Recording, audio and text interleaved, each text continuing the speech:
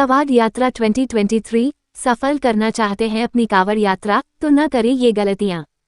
कावड़ यात्रा में शिवभक्त पैदल और लंबी यात्रा तय कर गंगा नदी का पवित्र जल कावड़ में भरकर लाते हैं और भगवान शिव को अर्पित करते हैं। मान्यता है कि सावन के महीने में भगवान शिव को जल चढ़ाने से व्यक्ति की सभी मनोकामनाएं पूर्ण होती हैं। न ले जाएं ये चीजें। जब भी हम कावड़ लेने जाएं तो अपने साथ कोई भी चमड़े का सामान जैसे चमड़े का पस, चमड़े की बेल्ट, चमड़े के जूते, चप्पल आदि नहीं ले जाना चाहिए, क्योंकि चमड़ा जानवरों की खाल से बनता है, जिसके कारण हमें हत्या का पाप लगता है। चमड़े का कोई भी सामान हमें अपने दैनिक जीवन में भी प्रयोग करने से बचना चाहिए। भाषा का भी रखें ध्यान।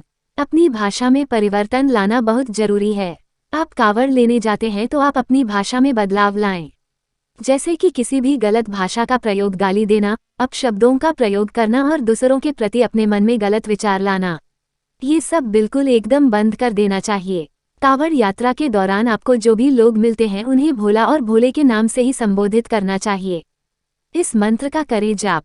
जहां तक संभव हो नंगे पैर से ही कावड़ यात्रा करें, क्योंकि इसमें आत्मिक बल मिलता है और आपकी मनोकामना जल्दी पूरी होती है।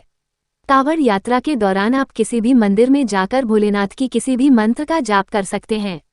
ओम नमः शिवाय का जाप करने से भगवान भोलेनाथ जल्दी प्रसन्न होते हैं। करें इन चीजों का सेवन। यात्रा के दौरान सभी प्रकार के नशे जैसे शराब, सिगरेट, पान मसाला और सबसे महत्वपूर्ण भांग का सेवन छोड़ देना चाहिए। कई लोग सोचते हैं कि यह भोलेनाथ का प्रसाद है, लेकिन इसका वर्णन किसी भी ग्रंथ या पुराण में नहीं मिलता। यदि आपको अपनी कावड़ यात्रा सफल करनी है तो इन सभी प्रकार की नशों को छोड़ देना चाहिए। कैसा हो भोजन? यात्रा के दौरान शुद्ध सात्विक भोजन ही करना चाहिए। किसी भी प्रकार के मांसाहार का प्रयोग नहीं करना चाहिए, यहाँ तक कि लहसुन प्याज का भी इस्तेमाल नहीं करना चाहिए। भोजन जमीन पर बैठकर ही करें। जमीन पर ही सोना चाहिए।